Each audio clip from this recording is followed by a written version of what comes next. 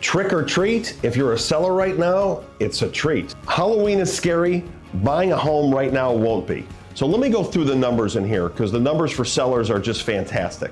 If you're a seller right now, pay attention and buckle up. Single family homes in Palm Beach County are up 24.8% from September to September. And then if you look at condos and townhomes, 17.4%. And it's all over the place. Port St. Lucie, single family homes up 21%. But what in the world is going on? You're gonna have to curb your enthusiasm on some of this.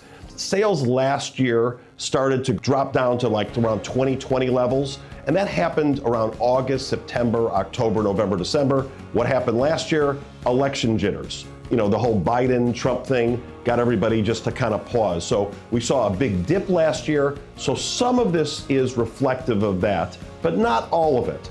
And part of that, what's going on right now is that we've just seen inventory increase back to May of 2022. So that inventory increase over time, given buyers more choices mean more negotiating room, and then you're also getting the house that you want. So as prices have finally reflected that, now all of a sudden homes are moving. Number two, and it's been very predictable, is follow the pendings. And if you've been looking at the pendings over the last 2 months, the pendings have been way up. So closings always take place 30 to 60 days, sometimes 75 days after it goes under pendings. So the trend really started back last July and August, and then we're seeing it now reflected in the September numbers. And you're gonna see big numbers, I think, like our own numbers, what we see. We're gonna have a very good October, but our November pendings are probably double what they were last year. Keep following the pendings just as you follow the money. Number three is inventory. Inventory's way up, and it's been going up every month since May of 22 when interest rates jumped from 3%, all the way up to 8%. But right now they're down to 6.17%. So all of a sudden inventory is starting to subside, but the high inventory has forced sellers to get realistic, and they finally have dropped their prices where there's been deals to be made. And that choice of inventory means in some areas you're getting great choice, but at least you're having a choice. And in some areas, especially if you go farther out west or in some of the older condos, you've got a lot of choice if you're a buyer and you've been able to really cut a good deal. Number four, and nobody's really thinking about this, but we're having inflation. So think about your cost to eat out, or your HOA cost, or insurance costs.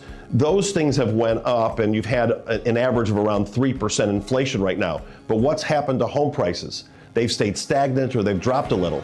So you're having about a 4 or 5% turnaround. If you live in a home, which most of us do, you've lost value in your home. So sorry about that, but if you're a buyer, take advantage of it because it's the one area of inflation in the country where you're having a positive effect. Another positive for sellers, again, is the interest rates. They've dropped almost 2 percentage points from the very height. So it's a lot more affordable, and it's a lot easier now to get rid of your 4% loan and finally move on with your life and getting a 6, and then you've got that extra inventory. Here's some negatives for buyers. That's kind of tempering the positives. What does it cost you to go out to dinner right now? Is that bill $150 each time you're going out? What does your health care cost? Some people have just gotten that bill and noticed it's went way up. Or if your car breaks down, a little bit more expensive. So as the tariffs have increased costs, that's put more pressure on a buyer. And if the buyers have more to spend there, that rate of 6.17 really might need to get to 5.75 or 5.5 to hit equilibrium. And number 6, the party is over if you're a buyer. So I'll give you a couple cases in point. One of them is we had a really difficult home this week that had a very small siphon. By a small siphon, meaning it just didn't have the right ingredients on it.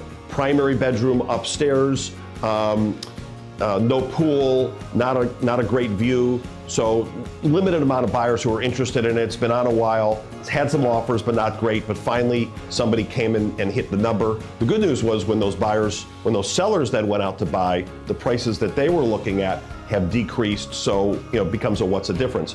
Another home that we just put on about a month ago hit the right number, and it finally moved. Now there was a buyer who made an offer on it 2 weeks ago. So what happened 2 weeks ago?